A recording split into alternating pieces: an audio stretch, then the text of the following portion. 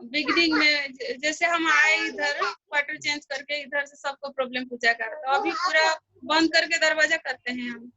हाँ, ऐसा ही करना पड़ता है। ये जब फौज में ऐसे ही लोग रहते हैं ना, क्या करें बहुत प्रॉब्लम करते हैं।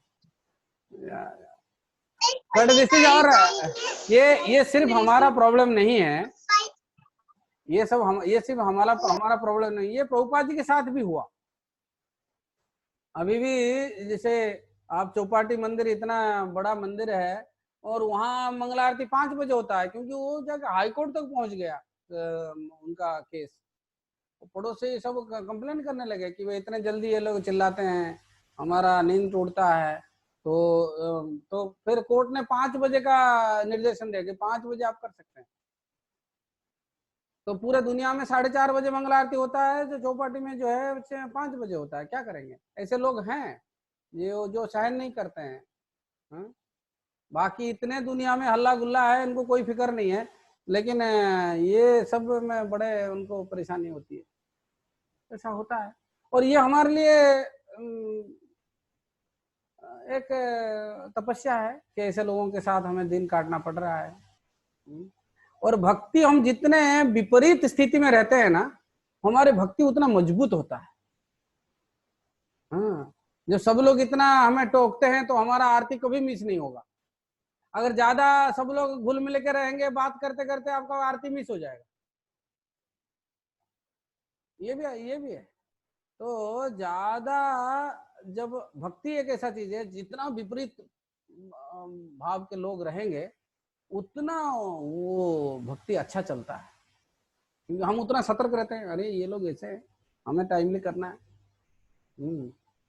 ऐसे करके ग्रेजुअली भगवान उनको सुबुद्धि देंगे, तो वो समझ में आएगा।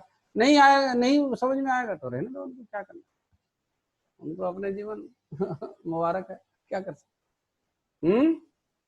तो ऐसे करके आप थोड़ा सा कम आवाज में आरती वगैरह कर लीजिए, ठीक है। Okay, thank you.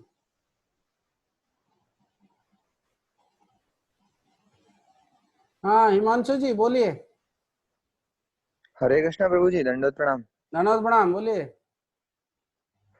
प्रभु जी, मेरा ये प्रश्न था जैसे हम जैसे एज ए स्टूडेंट अगर हम थोड़ा बहुत भक्ति कर रहे हैं, तो हमारे साथ जो हमारा पुराना लाइफ का फेलियर्स है, या जो भी एटलीस्ट हमें कुछ अभी अचीव नहीं हुआ है, तो हम उसके लिए अगर हमें ड्यूरिंग चैंटिंग है, जब हम प्रार्थना कर रहे हैं, जब हम साधना में बैठे हुए हैं, तो हमें उसका जो डर सा सामने आता है कि एटलीस्ट अगर भक्ति कर रहे हैं, क्या फ्यूचर में कुछ अचीव होगा नहीं होगा, तो ये डर क्यों आ रहा है, और क्यों हमारा लाइफ मीन्स इस डर के साथ हम कैसे सरवाइव करें, कैसे भक्ति को थोड़ा और प्रॉपर करें, तो हो नहीं पा रही है, क्योंकि फ्यूचर का भी डर लग रहा है, और पिछला डर जो आता है वो चैंटिंग के दौरान, और एकदम मीन्स सेफ फील नहीं हो रहा है। मैं चाहता हूँ कि जैसे हमारी लाइफ क्रीम सी नहीं चल रही है, कि जिससे हम स्टडी भी प्रॉपर कर सकें और भक्ति भी थोड़ा हमारी क्रीम सी चले, तो ऐसा कुछ हम।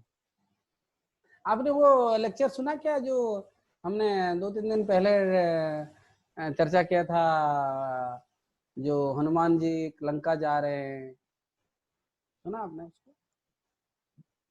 प्रभु जी, मैं सुन नहीं पाया, मैं थोड़ा बिजी रहने की वजह से मैं सुन नहीं हाँ, पाया। तो वो लेक्चर जरूर सुनिए, चैंटिंग के ऊपर है। हाँ, और उसमें वैसे मैं आपको बताता हूँ क्या बात, क्या पॉइंट को स्पेशली, वो पॉइंट आपके साथ आपके साथ क्या सबके साथ जुड़ सकता है। जब हम भक्ति में हम प्रयास करते हैं ना, साधना भक्ति में जो आगे बढ़ते हैं, तो सबसे पहले भक्ति अच्छा लगने लगता है, भक्त लोग बहुत प्रेम करने लगते हैं, और सुबह सुबह हम जग जाते हैं, बहुत अच्छी तरह से सब कुछ चलता है। तो माया देवी बोलती है, अरे इतने जल्दी की क्या जरूरत है, थोड़ा आराम कर। माया देवी क्या करती है ना, हमें आराम करने के लिए चीजों को थोड़ा स्लो डाउन करके बड़े आराम से तुम भक्ति करो करके बात करता है। तो थोड़ा, तो ये से जब हनुमान जी लंका के लिए जा रहे थे, तो सबसे पहले एक एक सुरसा क्या, हाँ सुरसा, शायद सुरसा ही है। वो आ गए ना, तो वो बता रहे हैं कि आप थोड़ा यहाँ विश्राम करो। हाँ, सुरसा, सिम्हिका और मैनाक। तो ये मैनाक पर्वत जो है वो सामने खड़ा हो जाता है कि आप इधर थोड़ा आराम करो। तो जो साधक है, हनुमान जी क्या करते हैं, थोड़ा हाथ इसमें छूते हैं और उस आगे बढ़ जाते हैं। आगे बढ़ने के बाद ऐसे करके सुरसा राक्षस उसके सामने आ जाता है। तो वो बड़ा होने लगता है, बड़ा होने लगता है, वो अहंकार उसका बढ़ने लगता है। तो भक्ति में क्या होता है ना, फिर जब हम बिना लापरवाही के, बिना कंप्लेसेंसी जिसको बोलते हैं, आत्म संतुष्टि के हम लगे रहते हैं भक्ति में, तो सामने क्या होता है ना, अहंकार आने लगता है। भाई देखो, मैंने नॉन स्टॉप पिछले इतने सालों से मैं भक्ति कर रहा हूँ, मेरे को कोई, मैंने कभी रेस्ट नहीं किया है, मैंने कभी मेरा गैप नहीं हुआ है। तो एक अहंकार आने लगता है। तो ये सुरसा राक्षस। फिर सिम्हिका करके आती है। उस सिम्हिका को ऐसा है, तो हनुमान जी उड़ रहे हैं, उसको ऐसा लगता है पीछे से कोई उनको खींच रहा है। उड़ते रहे हैं लेकिन आगे नहीं बढ़ पा रहे। तो देखते हैं जो उनके परछाई को कोई पकड़ के बैठा है।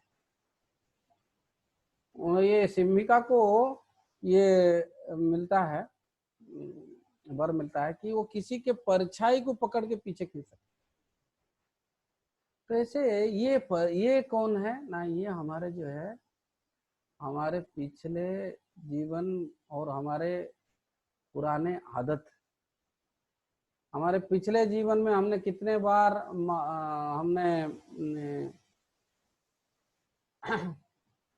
हमने फेलियर का सामना किया गया है, विफल हुए हैं ना। जैसे मान लीजिए हम अच्छी तरह से पढ़ नहीं पाए, अच्छी तरह से पहलवान भी नहीं बन पाए, खिलाड़ी नहीं बन पाए, तो हमारे बहुत सारे सपने टूटे हैं। अब हम भक्ति करने आए हैं ना, तो माया देवी हमें वो पुराने जीवन को याद दिलाती है। वो बताती है कि अरे तुम इतने जगह पर फेल हुए, तुम क्या सोच रहे, भक्ति में फेल हो, भक्ति में तुम्हें सफलता मिलेगा? बिल्कुल नहीं मिलेगा। यहाँ भी तुम फेल होगे, तुम देखना। तो जब फेल होना ही है तो उधर क्यों लगना है, तो इधर आ जाओ। तो ये माया का एक चाल है। वो हमारे फेलियर को, हमारे अतीत को सामने करती है और हमें पीछे से खींचती रहती है।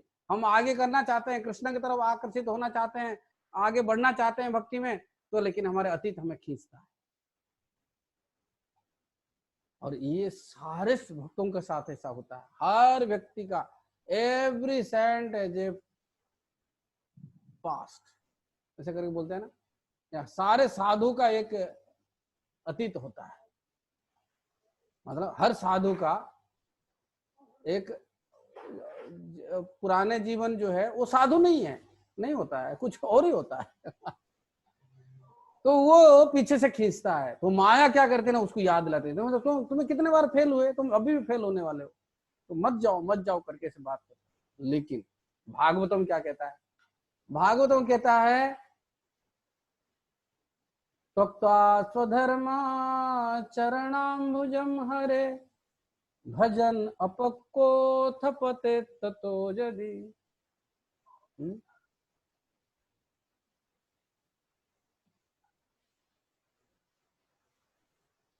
क्या शोभा, हाँ, ब्रह्मभूतमुष्य किम को वार्थ आप तो भजताम अधर्मता, ऐसा करके एक शब्द मेरे मन में नहीं आ रहा।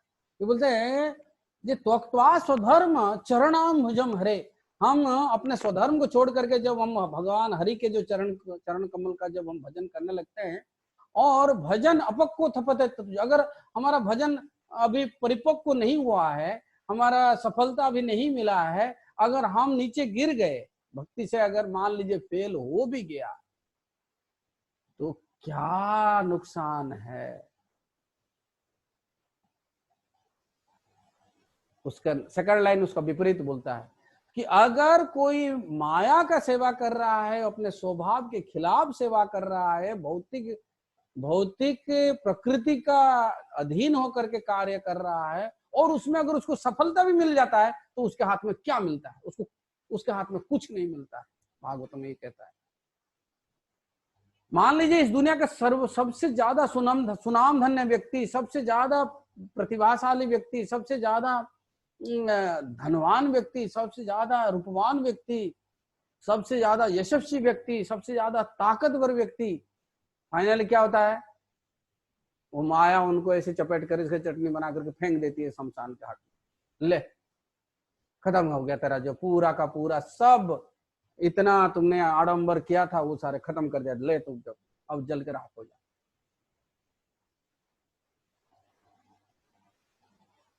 तो उसको मिलता क्या है? कुछ नहीं मिलता है। लेकिन जो भक्ति में थोड़ा भी कोई भक्ति किया है और उसका पतन हो गया है, मान लीजिए वो पूरी पूर्णता को प्राप्त नहीं कर पाया, सफलता को प्राप्त नहीं कर पाया, भगवत धाम जाने से पहले उसका पतन हो गया, तो उसका क्या नुकसान हुआ है? कारण ना अगले जन्म जहां से वो रुका है वहीं से शुरू करेगा। लेकिन ये लोगों का कोई गारंटी नहीं है। जो बुद्धिमान व्यक्ति बुद्धिमान होकर जन्म होगा, इसका कोई गारंटी नहीं है। जो धनवान व्यक्ति धनवान होकर के जन्म होगा, इसको कोई गारंटी नहीं है।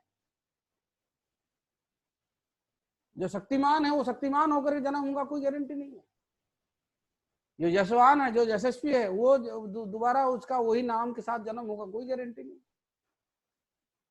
इसीलिए भक्ति इतना अच्छा है। इसमें थोड़ा सा प्रयास में भी जो प्राप्त होता है वो व्यक्ति को पूर्णता की तरफ लेके जाता है। नेहा विक्रमो नाशोस्ति प्रत्योव्यायो न विद्यते स्वल्पमपि अस्य धर्मस्य त्रायते महतो भयात्। ये भक्ति अगर थोड़ा सा भी कोई कर लेता है तो भी वो सबसे बड़ा विपत्ति से बच जाएगा। उसको पशु योनि में जाना नहीं पड़ेगा, उसके जो है पतन नहीं होगा। भगवान बोलते हैं कौन्तेय प्रतिजानीहि नामे भक्त प्रणश्यति। अर्जुन ये ऐलान कर दो जो मेरा भक्त का जो कभी विनाश नहीं होता है। तो ये माया जब जब हमें ऐसे बात करता है ना आकर के, उसको समझा देना है कि ये भक्ति है। यहाँ अगर मैं एक चम्मच भी खा लूं ना, ये पूरा जीवन के लिए ताकत दे देगा मेरे। अगर एक चम्मच भी ले लेता हूँ। जैसे अजामिल का कहानी क्या हुआ, थोड़ा सा ही भक्ति किया था, उसके बाद उस गिर गया, लेकिन कहानी वही नहीं रुका। कहानी पूरा उसको भगवत धाम तक पहुंचने तक कहानी जो चालू रहा नहीं रहा अजामिल की कहानी। ये सब हमें नजर के सामने रखना चाहिए और माया के पैंतरे में नहीं पड़ना चाहिए। माया को उत्तर देना चाहिए, हाँ भाई ठीक है, मैं इधर हार जाऊंगा, इधर गिर जाऊंगा, लेकिन तुमने कभी मेरे को जीतने दिया है क्या? ये माया हर जन्म में हमें जो ये झूठी दिलासा, झूठी आशा दे रही है कि आजा मैं तेरा साथ दूंगा, मैं तेरे को जीत के, मैं तेरे को जीवन की सफलता दे के रहूंगी, मैं तुम्हें जीवन की जो पूर्णता लेके दूंगी।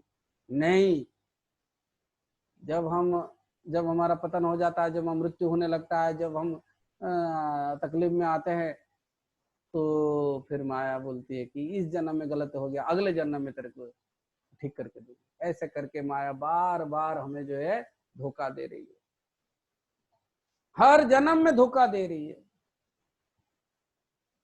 तो हमें उसकी बात में नहीं आना चाहिए, उसके झांसे में नहीं आना चाहिए। हाँ,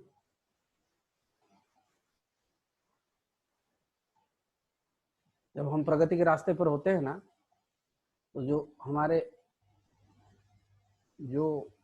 निजी लोग होते हैं वो हमें उत्साह देते हैं, और जो हमारा शत्रु होता है ना वो बार बार निराश करता है।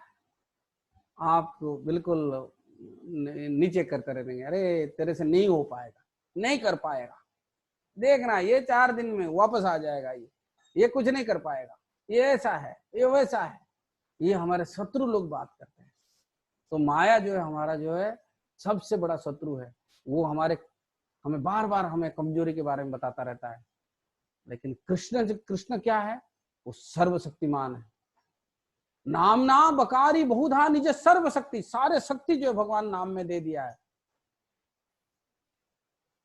तो ये विश्वास, ऐसे विचार कभी भी मन में नहीं पालना चाहिए कि मैं इतना पतित हूं कि भगवान के नाम मेरा उद्धार नहीं कर सकता। फिर क्या हुआ? सर्वशक्तिमान होने का क्या फायदा है? अरे भगवान सर्वशक्तिमान है तो सबसे पतित व्यक्ति का भी उद्धार कर सकते हैं ना।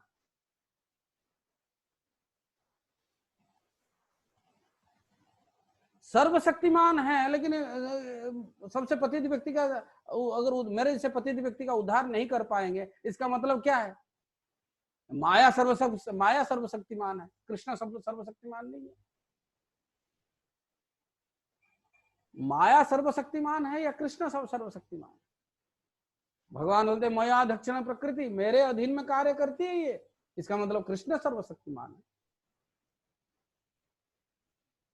तो अगर कृष्ण सर्वशक्तिमान है तो माया हमें कैसे दबोच के रख सकती है? नहीं रख सकती है। समय की बात है, उसका पकड़ ढील होने वाला है हमारे ऊपर।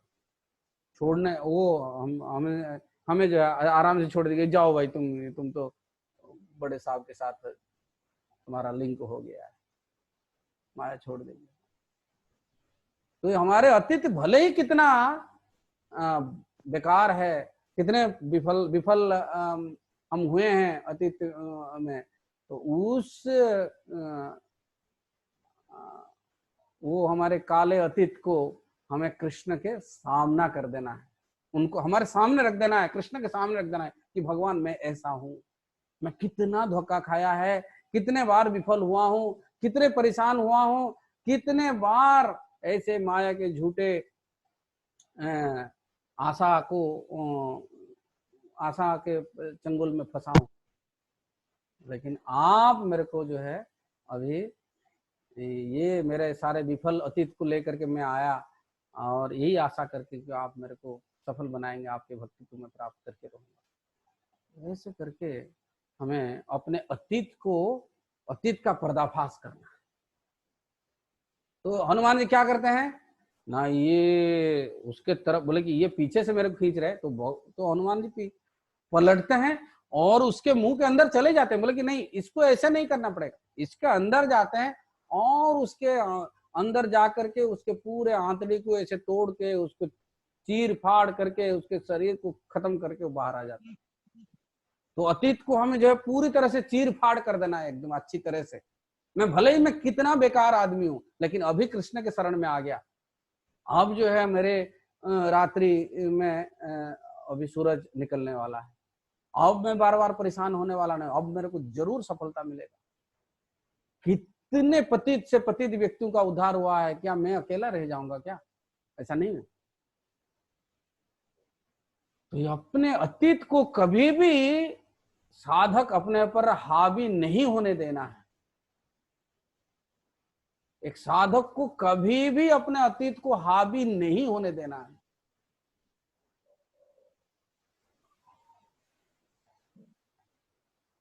और जो ऐसे करेगा उसकी भक्ति बार बार रुकेगी, रुक जाएगी। वो ऐसे ही सोचने लगेगा, अरे नहीं अतीत में मैं ऐसे करके एंजॉय कर रहा था, आजकल 6 महीने से भक्ति कर रहा हूँ, वो सब जो पहले हम गाना गाते थे, नाचते थे, वो सब नहीं हो पा रहा है, तो मेरा अतीत खींचेगा माया, ऐसे करके वो रुक जाएगा।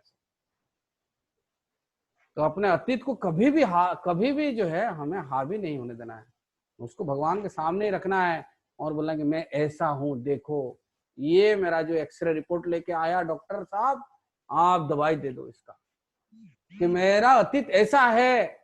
भगवान से छुपाना नहीं, मेरा अतीत ऐसा है, आप इसके हिसाब से आपको इलाज देना है। भगवान से इलाज मांग लेना है और फिर आप जरूर सफलता प्राप्त करेंगे। हिमांशु जी सुने क्या मेरी बात? जी प्रभु जी, सुन रहा हूँ मैं। ठीक लगा? आपका उत्तर मिला? जी हाँ प्रभु जी, एक छोटा सा प्रश्न और है जी। प्रजल्प जो जैसे मैं स्टूडेंट लाइफ जी रहा हूँ, तो प्रजल्पों से हमें कितना कितना वो मैं मुझे लगता है कि डिस्ट्रैक्ट, तो कैसे हम लोग प्रजल्प अवॉइड करें, या दोस्तों के साथ जब हम कभी इंडल्ज होते हैं तो हम प्रजल्पों में ज्यादा वो हो जाते हैं, तो कैसे किस प्रकार से हमें लगता है कि जो हम अननेसेसरी टॉक्स कर रहे हैं तो उससे कैसे हम अपने आप को सेफ रख सकते हैं, कितना नहीं, उसका अगर अगर पढ़ाई के देखिए, एक एक टाइप का प्रजल्प तो आपका पढ़ाई ही है। जैसे कि आप जी प्रभु। भौतिक पढ़ाई कर रहे हैं तो वो तो वही तो एक प्रजल्प है। जी प्रभु। लेकिन उस प्रजल्प से कुछ, वो प्रजल्प का कुछ फायदा भी है, चाहे आपके भौतिक जीवन में कुछ फायदा है, लेकिन उसके अलावा कोई अगर इधर उधर की बात जो कि आपके मन को विचलित करता है, और खास तौर पर इंद्रिय भोग की बातें जो होती है, तो आपको बिल्कुल स्ट्रिक्ट रहना है, दौड़ जाना है उधर से, एकदम से एकदम दौड़ जाना है। अगर कोई इंद्रिय भोग की बात करेंगे, कोई नशा की बात करेंगे, कोई ऐसे है ना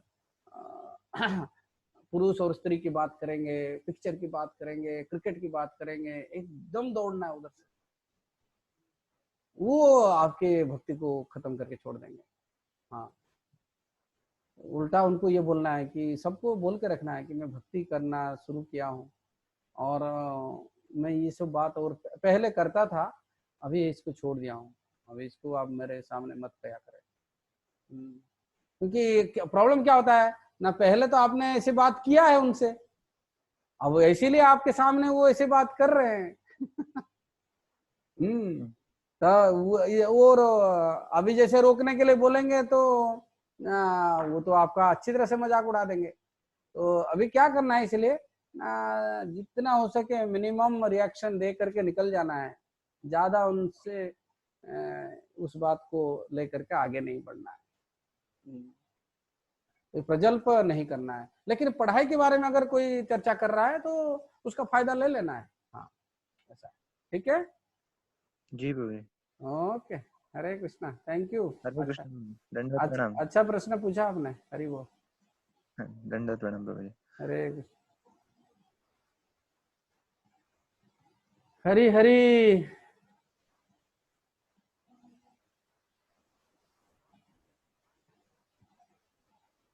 हो गया, 9:45 हो गए हैं। हरे कृष्णा। या वाञ्छाकल्पतरुभ्यश्च कृपा सिंधु